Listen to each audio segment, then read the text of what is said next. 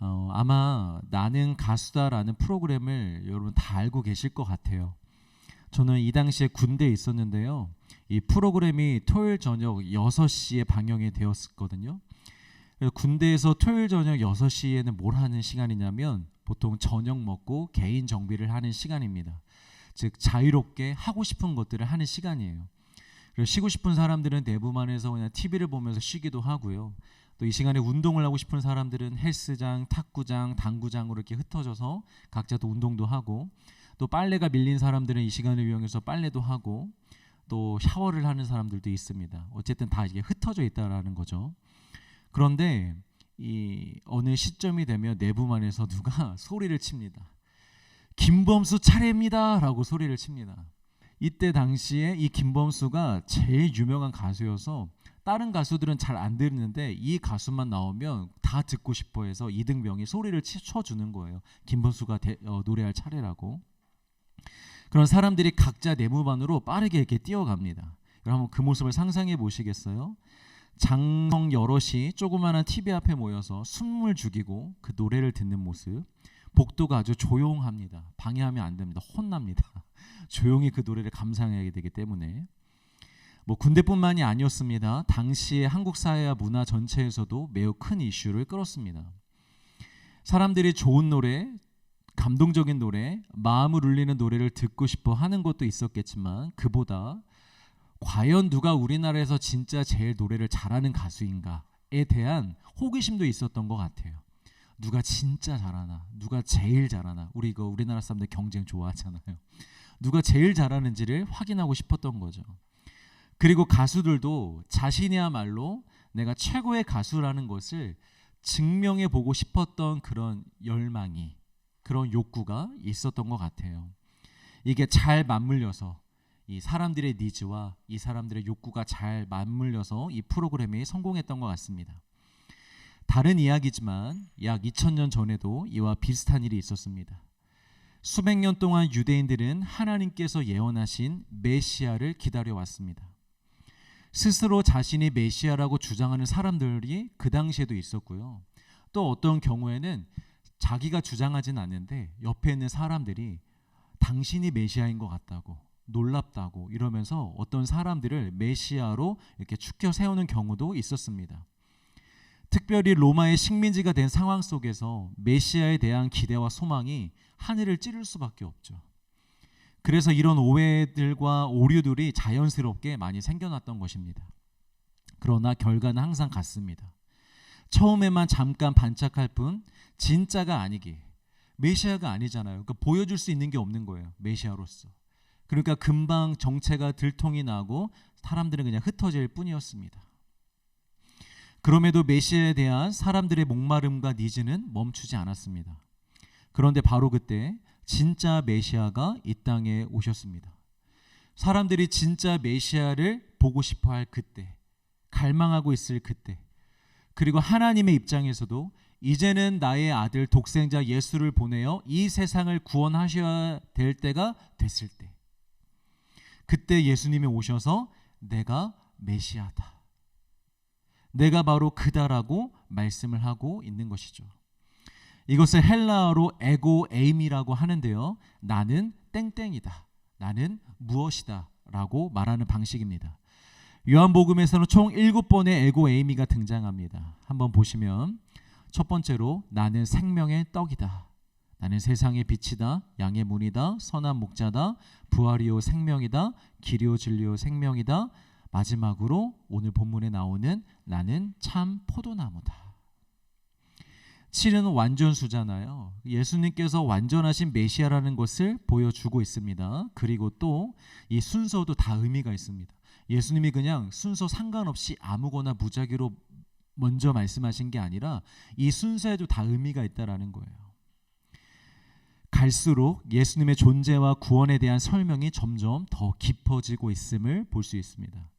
자, 가장 먼저 나는 생명의 떡이라고 말씀하시면서 먼저 죽어있던 우리의 영혼을 살리시기 위해 오셨다는 것을 보여주고 있는 것이고, 두 번째, 그 다음으로 세상의 빛이라고 말씀하시면서 이제 그 떡을 먹고 살아난 사람들에게 그동안은 보지 못했던 진짜 영적 세계를 보여주신다라는 거예요.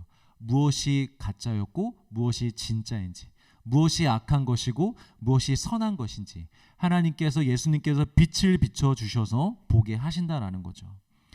그 다음 양의 문, 선한 목자라고 말씀하시면서 그동안 자신이 메시아라고 하며 자신이 말하는 것이 진리라고 말했던 거짓 선지자들을 분별케 하시고 그 사람들을 따라가지 못하도록, 이제부터는 오직 누구만 따라가도록? 예수님만 따라가도록 이렇게 말씀하고 계신 거고, 부활이요 생명이라고 말씀하시면서 예수님은 단순히 이 땅에 우리의 배고픔을 해결해 주러 오신 분이 아니라 우리의 죽음을 해결하러 오신 분이라는 것을 가르쳐 주고 있는 것입니다.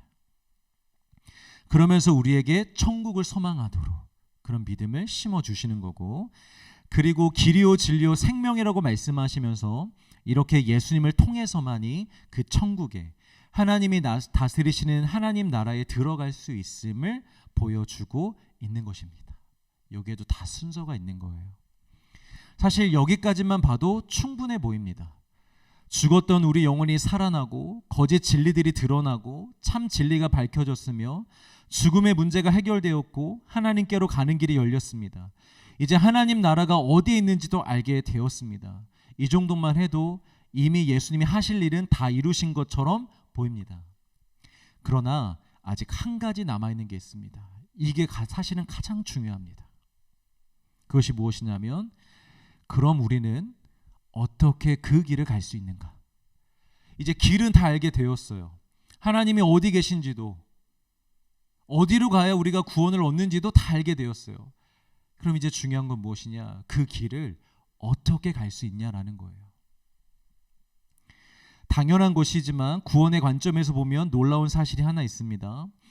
아담과 하와의 범죄 이후, 그리고 예수님이 오시기 전까지, 그러니까 구약 시대를 말하는 거예요. 그 구약 시대에 하나님께 갈 수 있는 길이 없었던 게 아닙니다. 특별히 택함을 받은 이스라엘 백성들에게는 하나님께로 가는 길이 항상 열려 있었습니다. 죄악으로 인해 하나님과 분리되었고 하나님을 떠난 존재에서 다시 하나님 안에 거하고 하나님을 섬기며 하나님의 은혜 안에서 살아갈 수 있는 구원의 길을 예수님의 시대뿐만이 아니라 구약 시대에도 하나님이 열어두셨다라는 거예요. 여러분 명심하십시오. 죄로 인한 심판이 단지 지옥에 가는 것이 아니라 하나님과의 관계가 완전히 끊어지는 것처럼, 구원이란 뭐냐면 우리가 천국에 가는 게 구원이 아니라 하나님과의 관계가 회복되는 게 구원인 줄 믿으시길 바랍니다. 하나님의 관계 회복이 구원입니다. 하나님과의 관계가 사랑과 기쁨과 연합의 관계로 회복이 되었을 때 그것을 구원받았다라고 얘기합니다. 관계로 회복이 안 됐는데 나는 그냥 예수님을 믿어, 그럼 난 천국 가나 보다 하는 건 여러분 구원이 아니라는 거예요. 하나님과의 관계가 회복돼야 그 사람이 구원을 받아 천국에 갈 수 있는 것입니다. 예수님을 믿어야 구원받죠. 그런데 예수님을 믿는다라는 것이 무엇입니까? 그냥 나 천국에 가고 싶으니 그 사실을 받아들이고 인정하겠다라는 게 믿음이 아닙니다. 하나님과 우리의 관계를 가로막고 있던 모든 죄의 벽이 예수님의 십자가로 말미암아 다 허물어졌음을, 그래서 그 허물어진 벽을 뛰어넘어 하나님과 내가 다시 좋은 관계가 되었음을, 하나가 되었음을 믿는 것. 그래서 하나님은 나의 아버지요 나는 하나님의 아들임을 진실로 고백하고 그 관계 안에서 살아가는 것. 여러분 그게 구원이잖아요. 우리가 죄를 왜 미워해야 되고 죄를 왜 멀리해야 되느냐? 죄가 하나님과 나의 관계를 방해하기 때문입니다. 죄가 또다시 우리로 하여금 하나님과 멀어지게 하고 또다시 하나님과 상관없는 살게 하니까 우리는 죄를 미워해야 되는 거예요. 이 관계를 이해하고 관계를 사랑하고 이 관계 위에 서 있어야 여러분 우리가 죄를 죄로 볼 수 있어요. 그리고 끊어낼 수 있습니다. 그런데 그 하나님과의 관계 위에 죄를 보지 않고 그냥 죄는 나에게 안 좋은 것, 죄를 지으면 벌 받는 것 정도로만 생각하니까 우리가 죄를 쉽게 끊어내지 못하는 거예요. 여러분, 술, 도박, 게임에 중독된 사람들이 그것을 끊으려고 하면 참 힘이 듭니다. 주변에서 아마 보신 분들도 계실 거예요.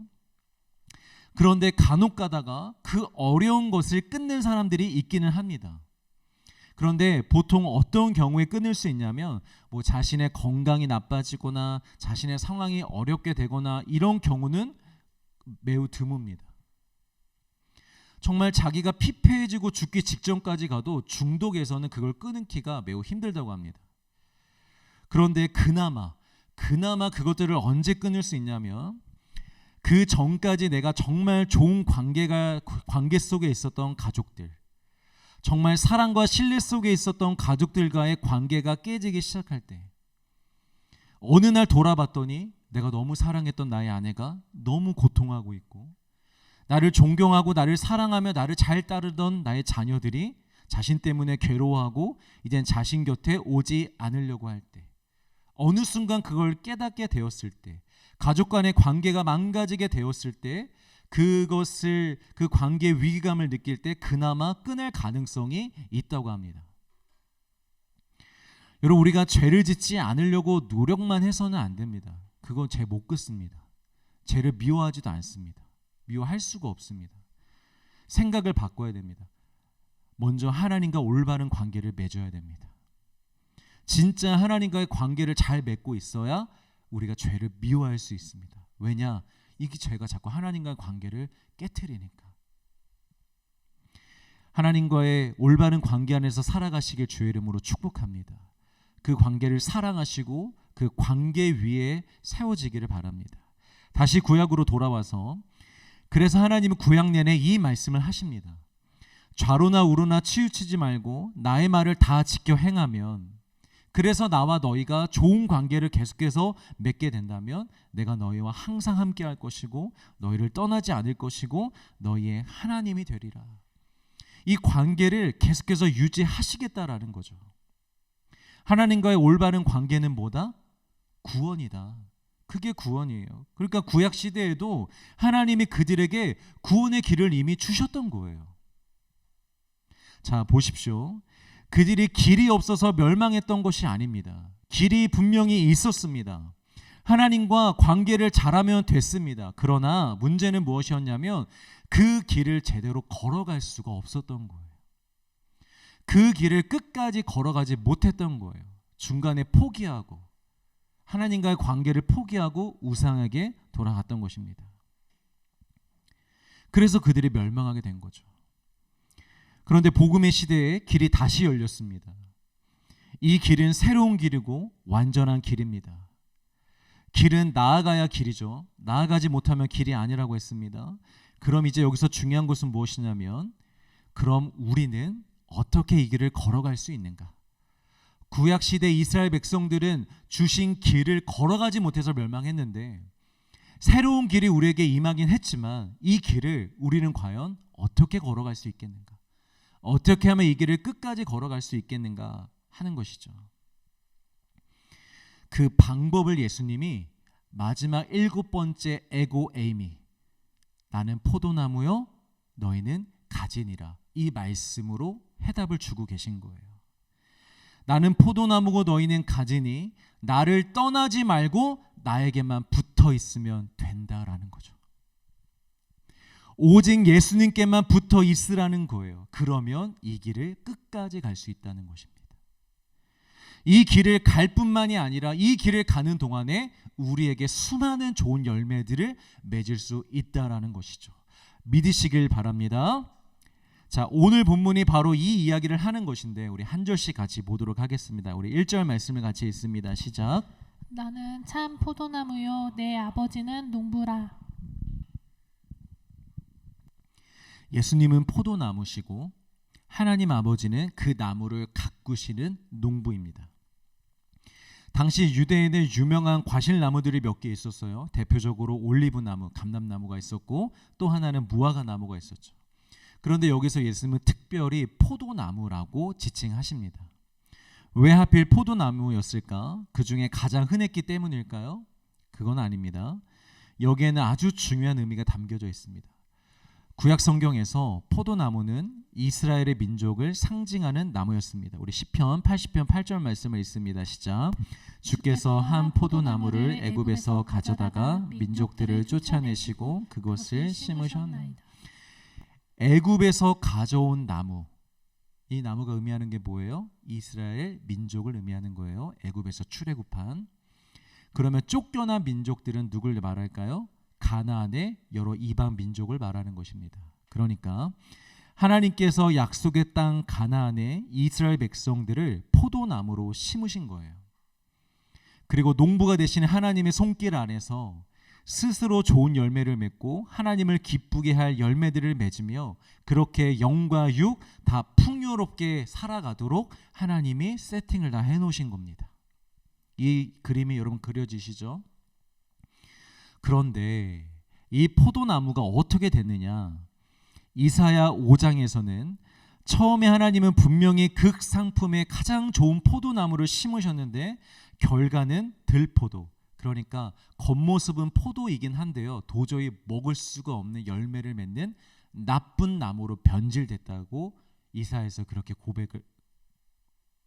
고백이 아니라 그렇게 선언을 하고 있습니다. 그리고 예레미야 2장에서는 이제 아예 포도나무가 아니라 이방의 다른 포도나무에게로 가서 거기서 가지가 되었다고 합니다. 하나님은 이스라엘 백성들을 포도나무로 심으셨는데 그들 스스로가 나무임을 포기하고 이방에게로 가서 가지가 되어서 그 이방 나라에 있는 포도나무에 붙여졌다라는 거예요. 근데 그 이방에 있는 포도나무는 악한 포도나무잖아요. 우상이잖아요. 그럼 거기서 나올 게 뭐밖에 없겠어요? 죄밖에 없는 거죠. 자, 이 두 가지 측면을 다 기억해야 됩니다. 첫 번째는 나무 자체가 완전히 변질이 되어서 도저히 쓸모있는 열매를 맺지 못하는 상태, 즉 사랑과 정의와 공의를 행하지 못하는 민족이 되었다는 것이고, 두 번째, 이게 중요한데 하나님은 처음에 이스라엘 민족을 가지가 아니라 포도나무로 심겨주셨습니다. 그러니까 스스로는 아무것도 할 수 없는 그런 가지와 같은 존재가 아니라 주체적인 존재, 하나님 안에서 스스로 열매를 맺을 수 있는 존재, 풍성한 열매를 맺을 수 있는 존재로 세워주셨다는 거예요. 여러분, 태초에 하나님이 아담과 하와에게 단 하나 선악과만은 제외했고 나머지는 완전한 자유를 주셨습니다. 그리고 홍수 심판 이후에 노아와 그의 가족들에게도 특별한 제한을 두지 않으셨습니다. 하나님 안에서 하나님을 섬기되 나머지는 자유롭게 살라고 했습니다. 그래도 너희들의 삶이 풍성해질 거라고 했습니다. 왜냐? 하나님이 함께 계시기 때문에, 하나님과 좋은 관계에 있기 때문에. 그러면 자유롭게 살아도 그 안에서 열매를 맺을 수 있다라는 거죠. 그리고 이스라엘이 가나안에 들어갔을 때도 하나님의 법이 늘어나기는 합니다. 왜냐하면 그만큼 사람의 숫자가 많아졌잖아요. 이 많은 사람들이 함께 어울려 살아가려면 당연히 상식적으로 규칙이 필요하단 말이에요. 어느 정도의. 그래서 하나님의 그 규칙을 주신 거였죠. 또 주변에 수많은 우상들이 있기 때문에 그 신앙을 지키기 위한 법으로 주신 거예요. 그 이상 그들을 속박하고 억압하는 법은 없었습니다. 그래서 농부이신 하나님이 정해주신 그 최소한의 간섭, 그 최소한의 법 안에서만 자유롭게 살면 되었어요. 여러분, 양 600개의 법이 많다고 느껴지십니까? 한 나라의 법인데요, 600개밖에 안 돼요. 많다고 느껴지십니까? 우리나라의 법이 몇 개인데요. 우리 작년에 필리핀 갔을 때 필리핀에 몇 개 법이 있다 그랬어요? 저도 기억이 안 나요. 그런데 2,000개인가 아무튼 몇천 개였어요. 공식적으로 백성들이 지켜야 되는 법이. 근데 우리가 평상시에 그런 법들을 되게 무겁게 느끼며 살아가나요? 아니죠. 필요하다고 느끼며 살아가죠. 우리가 함께 살아가는데 규칙이 있어야지, 법이 있어야지 살아갈 수 있는 거잖아요.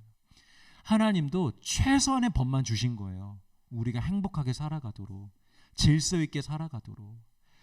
그래서 이 이스라엘 백성들도 그 법만 잘 지킨다면, 그 하나님의 법 안에만 있다면 나머지는 완전히 자유인 거예요. 하나님이 자유롭게 너희들이 열매를 맺으며 포도나무가 되어서 살아가라는 거죠. 그런데 그 포도나무가 변질되더니 이제 포도나무가 아니라 스스로 가지가 되어 이방의 다른 포도나무에 붙어버렸다라는 거예요. 하나님 안에서 허락된 자유를 가지고 선한 열매를 맺으며 살아가는 존재가 아니라 절대적인 통제와 영향을 받는 죄의 종으로 스스로 들어갔다는 것입니다. 하나님이 이렇게 될 줄 모르셨을까요, 여러분? 아닙니다. 하나님의 판단 착오가 아닙니다. 사사시대 때 이스라엘 백성들이 하나님께 왕을 요구하잖아요. 근데 하나님은 아셨다고요. 인간은 왕이 너희들을 올바른 길로 인도할 수 없다는 것을. 그런데도 하나님은 왕을 허락하셨어요. 왜? 경험해 봐야 아니까. 인간은 경험해 봐야만 이게 옳은 게 아니었구나, 우리가 잘못된 걸 구했구나라는 걸 알기 때문에 하나님이 경험해 보라고 왕을 허락하셨었죠. 마찬가지로 인간의 실상, 사실 인간은요 스스로 포도나무로서 존재할 수 없습니다.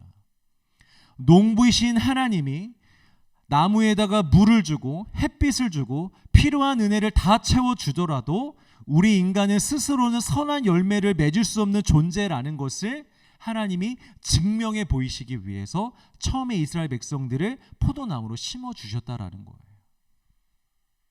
여러분, 예수님과의 올바른 관계 없이 내 기도가 다 응답되면, 하나님이 나의 모든 필요를 제때 다 채워주시면, 그러면 여러분 우리가 선한 일들을 하며 하나님을 기쁘게 하며 잘 살 수 있을 것 같으십니까?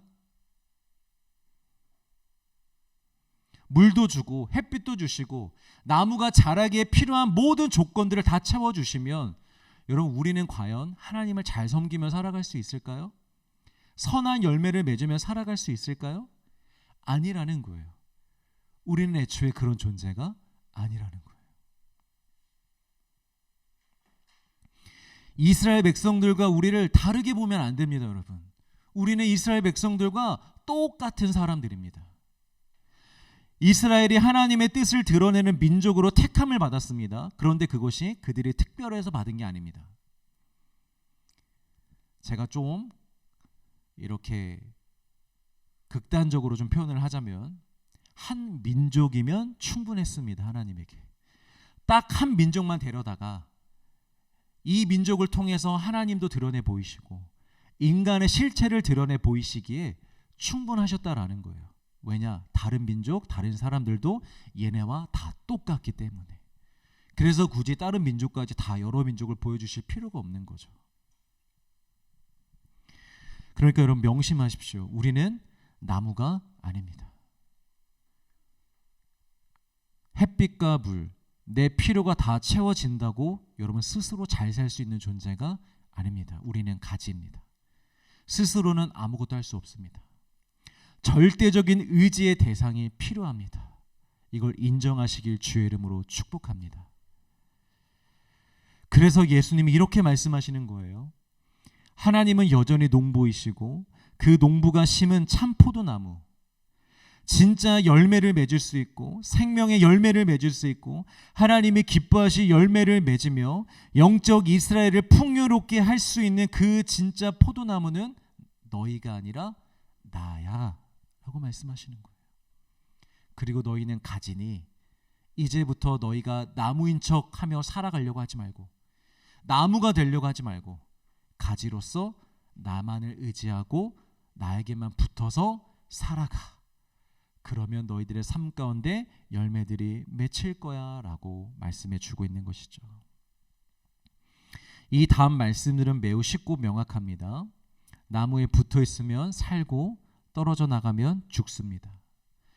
붙어 있으면 많은 열매를 맺고 붙어 있지 않으면 열매를 맺지 못할 뿐더러 주인이 그 가지를 모아다 불에 태워 버리실 것입니다. 이 부분들을 조금만 더 자세히 볼게요. 2절을 같이 읽습니다. 시작. 물은 내게 붙어 있어 열매를 맺지 아니하는 가지는 아버지께서 그것을 제거해 버리시고 물은 열매를 맺는 가지는 더 열매를 맺게 하려 하여 그것을 깨끗하게 하시느니라. 먼저 붙어 있었지만 열매를 맺지 못하는 가지에 대한 얘기를 하십니다. 이것은 정말 붙어 있었음에도 열매를 맺지 못했다는 것이 아니고요. 육안으로는 완전히 붙어 있는 것처럼 보였는데 실상은 붙어 있었던 것이 아닌 가지들을 말씀하시는 거죠. 제자인 줄 알았는데 알고 봤더니 그냥 예수님을 좋아하는 팬이었고, 알곡인 줄 알았는데 알고 봤더니 가라지였고, 양인 줄 알았는데 이 껍질을 다 벗겨보니까 일이었던 거죠. 바로 이 앞에 유다가 그랬잖아요. 12명의 제자 중 한 사람으로서 누가 봐도 예수님께 속한 사람이었습니다. 그래서 예수님이 너희 중에 한 사람이 나를 배신할 거라고 했을 때 나머지 11명이 전부 다 유다인지 몰랐어요. 상상도 못했어요. 유다뿐만이 아니라 다른 사람도 지목하지 못했어요. 추측도 하지 못했어요. 아니, 우리 다 예수님의 확실한 제자들인데 어떻게 이 안에서 예수님을 배신할 수가 있지? 말이 안 되는데 대체 누구야? 라고 그렇게 했던 거죠. 다 그만큼 다 똑같아 보인 거예요. 아나니아와 삽비라, 성령님이 작정을 하시고 이들의 거짓된 모습을 밝히셨기 때문에 우리가 알게 된 것이지, 성령님이 밝히지 않으셨다면, 베드로에게 그들의 실상을 보여주지 않으셨다면 공동체도 다 속았을 것입니다. 아나니아 삽비라가 참된 그리스도인이라고, 그들도 성령의 사람이라고 다 속았을 것입니다.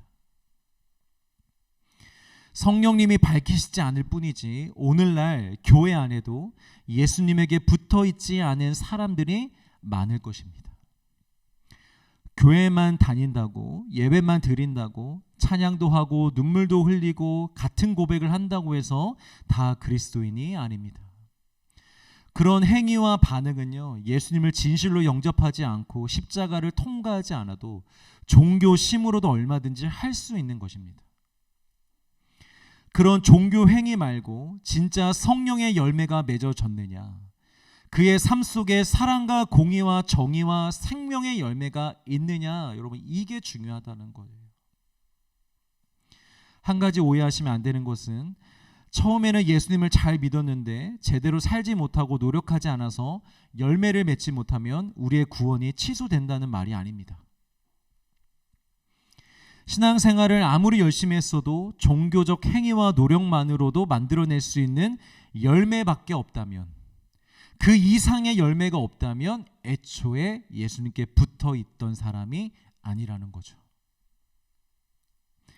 여기서 말하는 종교적 행위와 노력의 열매는 이런 것들입니다. 매주 예배 참석하기, 찬양 부르기, 성경 읽기, 예배 시간에 감동되어 눈물 흘리기, 선행하기, 문제를 위해 기도하기, 힘들 때 기도하기, 나 말고 다른 사람을 위해서 기도하기, 성교에 참여하기, 교회에서 봉사하기, 헌신하기 등.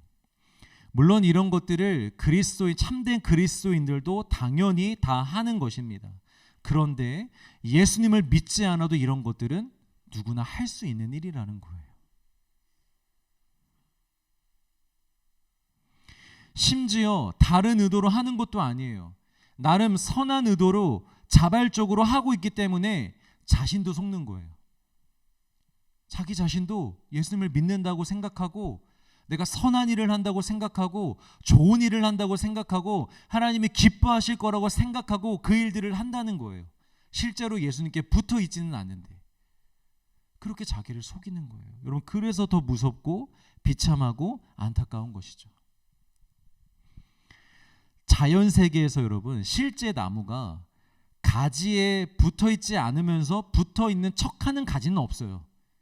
아무리 찾아봐도 이렇게 나무를 이렇게 보면 척하는 가지는 없어요. 그럴 수가 없잖아요.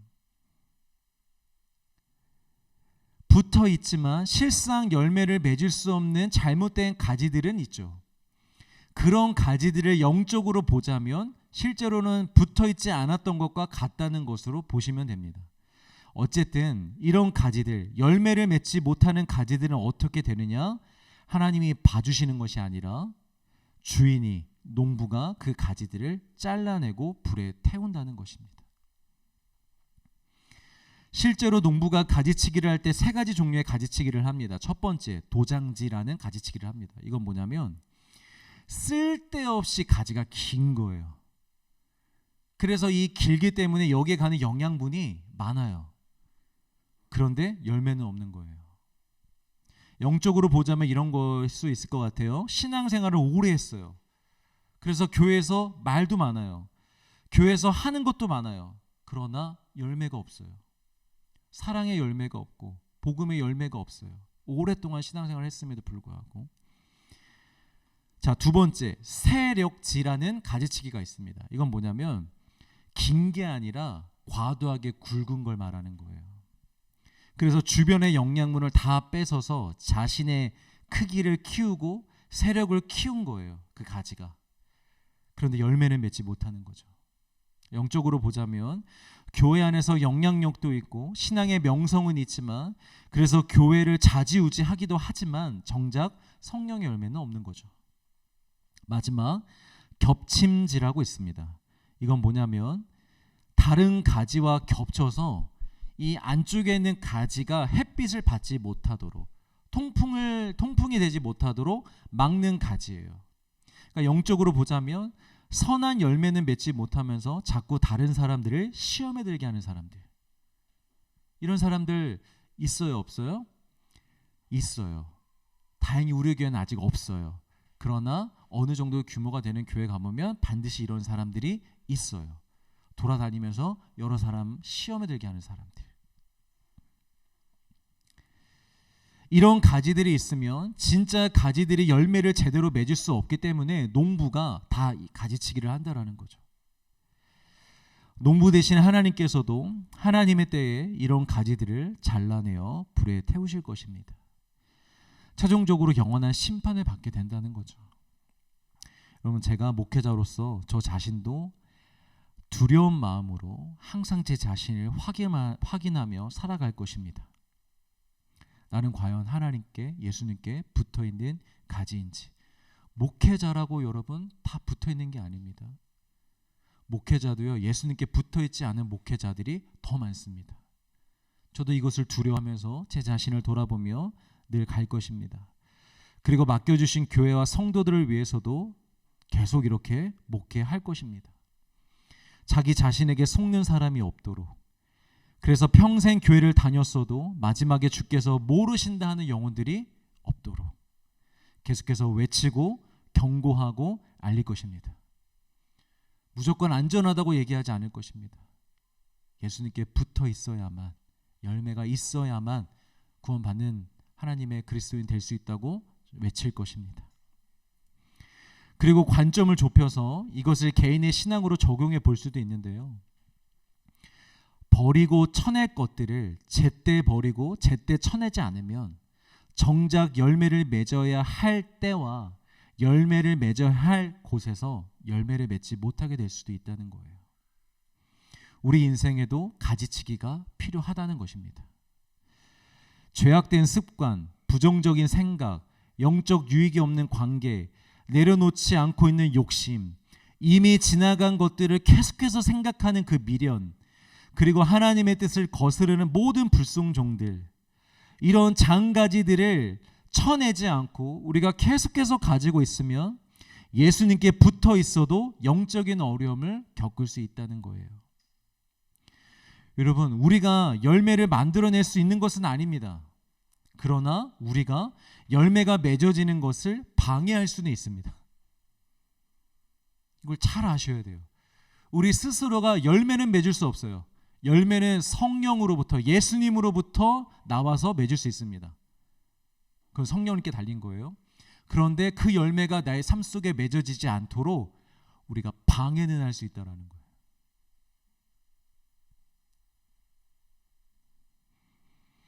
그래서 하나님이 우리에게 때로 징계를 내리십니다. 너 스스로 열매 맺는 걸 방해하지 못하도록, 우리가 스스로 나에게 열매가 맺혀지는 걸 방해하지 못하도록 우리에게 때로는 징계를 허락하십니다. 히브리서 12장 11절 같이 읽습니다. 시작. 그 징계가 당신을 즐거워 보이지 않고 슬퍼 보이나 후에 그로 말미암아 연단받은 자들은 의와 평강의 열매를 맺느니라. 우리가 잘못하면 하나님은 무조건 봐주시고 회개를 했다고 다 넘어가시는 것이 아닙니다, 여러분. 죄의 값은 분명히 다 치러졌습니다. 그러나 그 죄의 값과 상관없이 하나님께서 자녀를 사랑하시기 때문에 아버지로서 내리는 징계는 있다는 거예요. 예를 들어 봅시다. 한 학생이 사고를 쳤습니다. 합의금이 필요했고 부모가 합의금을 다 물어내줬습니다. 그래서 이 학생에게 더 이상 책임질 일이 없게 되었다 할지라도 부모가 훈육 차원에서 따로 이 아이를 혼낼 수 있잖아요. 여러분, 그래야 하는 거 아닙니까? 그게 부모잖아요.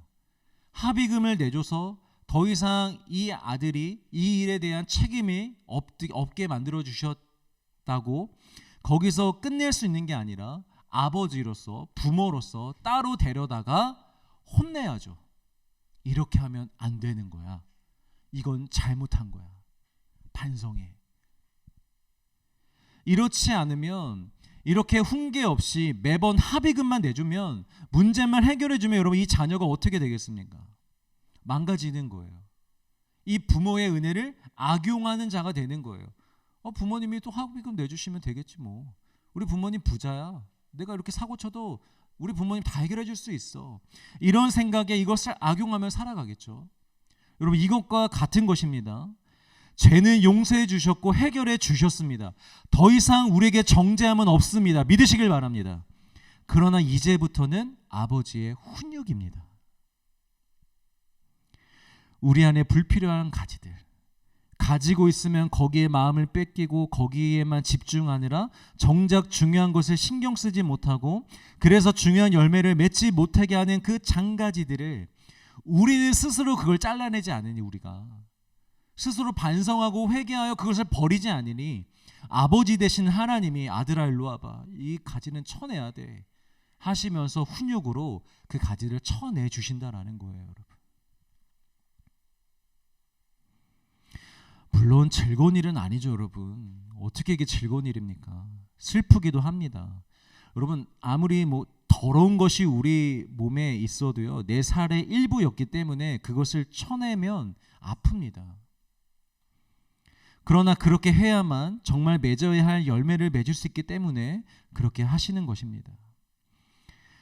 어떤 어려운 일을 당할 때 무조건 내가 뭔가 잘못한 게 있으니까 이런 일을 당하겠지라고 생각하는 것은 좋은 게 아닙니다. 그러나 분명 하나님의 징계도 있다는 것을 우리가 알고 있기는 해야 됩니다. 그리고 징계라고 생각이 되면 원망할 것이 아니라 나에게 진짜 열매를 주시기 위함임을 믿고 하나님의 뜻을 파악하여 우리의 가지들이 잘려나가도록 하나님께 여러분 맡겨드려야 됩니다. 감사함으로. 저는 목회자다 보니까 조금 더 이런 것에 예민합니다. 저의 삶에 어떤 목회를 한다거나 가정에 어떤 어려운 일들이 생기고 조금이라도 마음이 불편한 일이 생기면 처음에는 저도 그 문제로 인해서 고민하고 스트레스 받기도 하지만 금방 제 자신을 빨리 돌아봅니다. 내가 혹시 놓치고 있었던 게 있었나? 내가 혹시 잘못 말한 게 있었나? 내가 품지 말아야 할 생각과 마음을 품고 있는 게 있나? 이렇게 늘 돌아봅니다. 내가 뭐 잘못해서 하나님이 징계하시는 것인가? 라는 감정적인 생각을 하는 게 아니고요. 내가 지금 뭘 잘못하고 있어서 하나님이 혹시 알려주시는 것이 아닌가라는 신앙적인 생각을 한다라는 거예요. 물론 매우 힘듭니다. 때로는 저도 필요 이상의 생각을 품어서 저 스스로를 힘들게 할 때가 있습니다. 그렇게 생각하지 않아도 되는데 그냥 벌어진 일인데 그 속에서 제가 자꾸만 저의 연약함과 제가 뭘 잘못했는지를 찾아내려고 하니까 그런 게 저 자신도 힘들 때가 있습니다. 그런데 그런 것은 앞으로 잘 분별해 가도록 하겠지만 이렇게 하는 것을 저는 멈출 생각이 없습니다. 왜냐하면 힘들어도 이것을 통해 얻는 영적 유익과 열매가 훨씬 더 크기 때문입니다. 실제로 여러분 모든 상황 속에서요, 하나님이 주신 징계든 아니든 그것과 상관없이 모든 상황 속에서 제 자신을 돌아보면 쳐내야 될 가지들이 반드시 있어요. 저 자신을 돌아볼 때마다 있어요.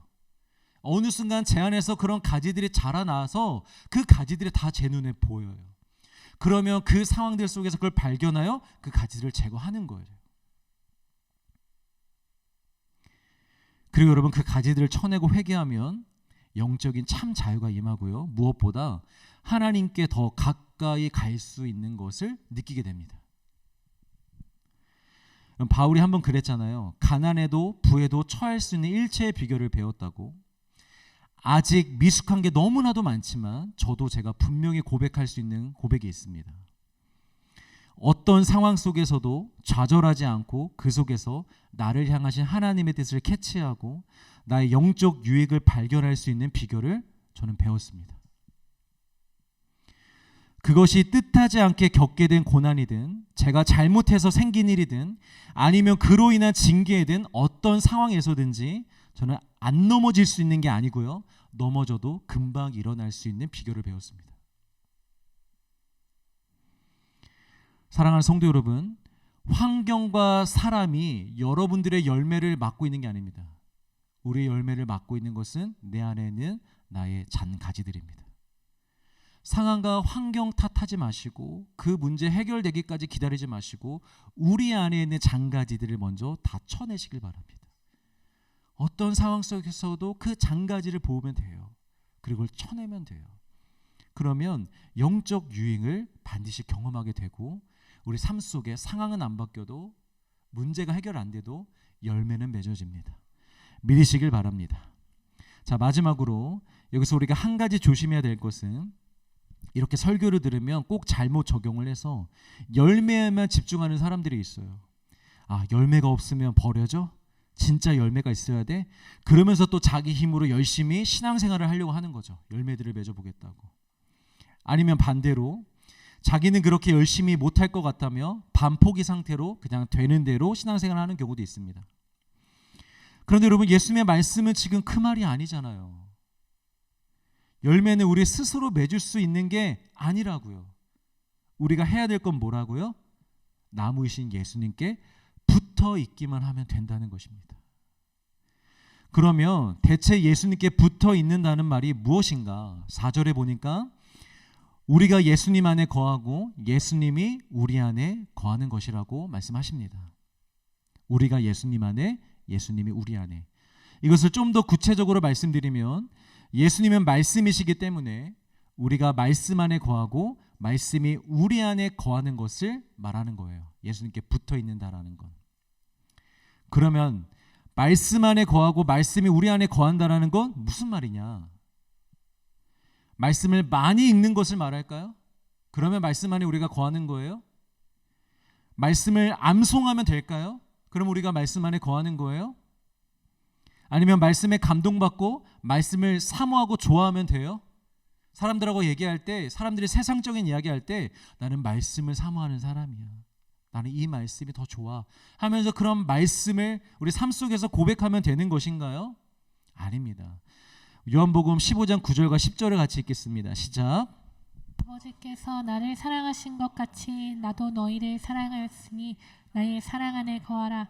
내가 아버지의 계명을 지켜 그의 사랑 안에 거하는 것 같이 너희도 내 계명을 지키며 내 사랑 안에 거하리라. 말씀을 읽기만 하는 것이 아니라, 말씀을 안송만 하는 것이 아니라, 말씀에 감동받고 있는 것이 아니라, 말씀을 나누기만 하고 있는 것이 아니라 말씀에 순종할 때, 그 말씀을 따라 살 때 우리가 예수님 안에 거하고 예수님이 우리 안에 거하신다라는 거예요. 그게 바로 예수님과 붙어 사는 삶이라는 것입니다. 이런 말씀을 들으면 많은 사람들이 부담을 느낍니다. 목사님, 순종은 너무 어렵습니다. 순종 너무 어려운 것 아닙니까? 그래서 나는 못하니 순종할 마음을 달라고 합니다. 은혜와 기쁨을 먼저 주시면 그러면 내가 순종할 수 있겠습니다라고 우리 보통 이렇게 생각합니다. 그런데 여러분, 여기에는 두 가지 측면에서 완전히 잘못된 요구입니다. 이거는 말씀을 드릴게요. 첫 번째, 예수님은 이미 우리가 순종할 수 있는 은혜와 기쁨을 주셨습니다. 이미 주셨습니다. 우리를 위해 죽으셨잖아요. 우리를 영원한 사망에서 구원하셨잖아요. 여러분, 이것이 어떤 의미인 줄 아십니까? 여러분, 이것이 정말 어떤 의미가 있는 것인 줄 알고 계십니까? 스스로 질문해 보시고 스스로 한번 답해 보시길 바랍니다. 훈태야, 넌 정말 이 의미를 제대로 알고 있니? 예수님이 널 위해서 무엇을 내어주셨는지, 널 위해서 무엇을 주셨는지 넌 정말 알고 있니? 라고 스스로 물어보시고 스스로 대답해 보시길 바랍니다. 요한의 또 다른 저서 요한 1서에서 이런 말을 합니다. 주의 계명은 결코 무거운 것이 아니니라. 예수님은 우리에게 대단히 힘든 일을 시키시는 분이 아니에요. 대단히 못할 일을 명령하시는 게 아닙니다. 주의 사랑을 받았다면, 그 사랑의 의미와 깊이를 안다면 주의 계명은 결코 무거운 것이 아닙니다. 오히려 주님의 모든 계명은 우리가 마땅히 행할 일이라는 것을 알게 되는 것입니다.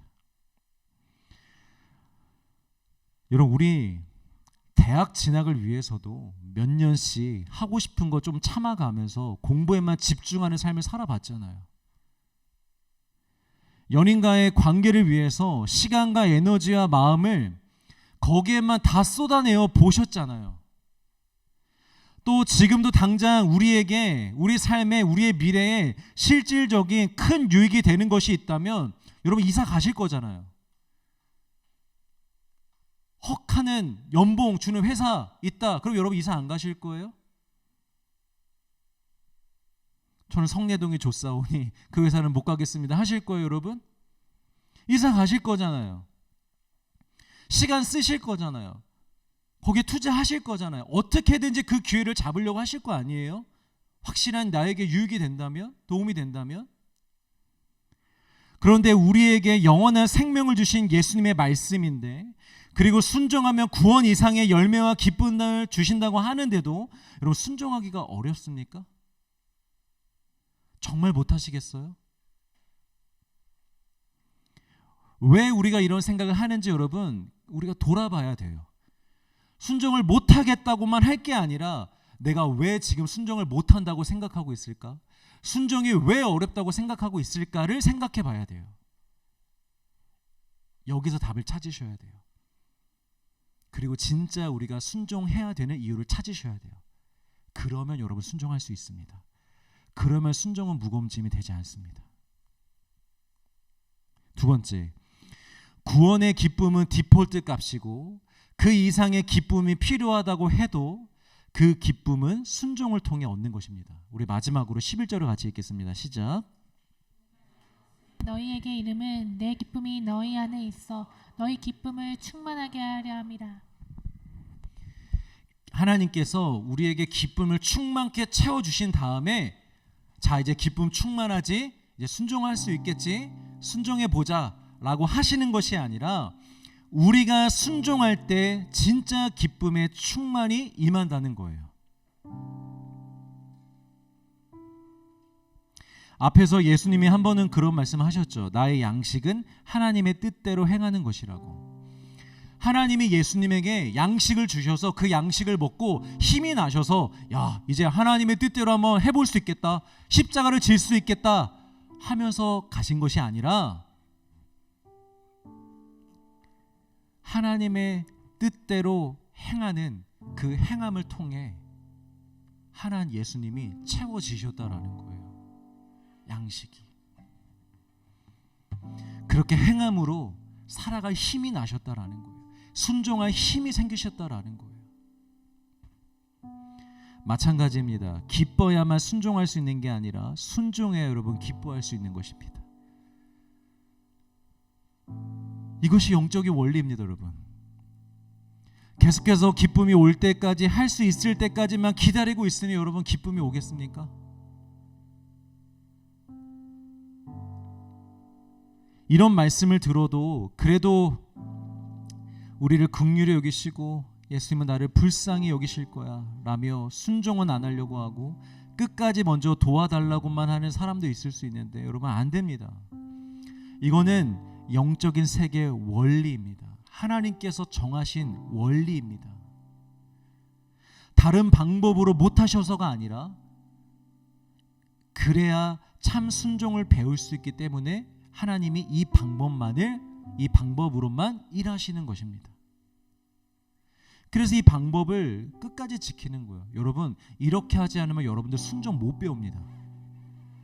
순종하시고 단 다음에 하나님이 주신 기쁨을 경험해야만 다음에도 순종할 수 있습니다. 근데 기쁨을 주셔야만 순종할 수 있다면 다음에 또 순종할 때가 오면 우리 순종할까요? 안 해요. 하나님 아직 안 들어왔는데요? 순종 아직 안 보내주셨는데요? 순종을 안 보내주셨단다. 아직 기쁨을 안 보내주셨는데요? 먼저 주셔야죠. 그러면 저 순종하겠습니다. 저 그때도 그랬잖아요. 우리는 이렇게 할 거라고요. 그게 우리예요, 여러분. 우리 본성이 그래요. 그래서 하나님이 우리에게 순종을 가르쳐 주시려고 사랑하는 아들아, 딸아, 먼저 순종해 보지 않겠니? 순종하면 진짜 기쁨이 너에게 임할 거고, 순종하면 진짜 열매를 그때부터 맺을 수 있는데, 내가 이걸 가르쳐 주고 싶어서 나는 기다릴 거야. 난 버틸 거야. 네가 아파해도 내 눈에서 눈물이 나도 난 너에게 그걸 꼭 가르쳐 주고 싶어. 말씀을 정리합시다.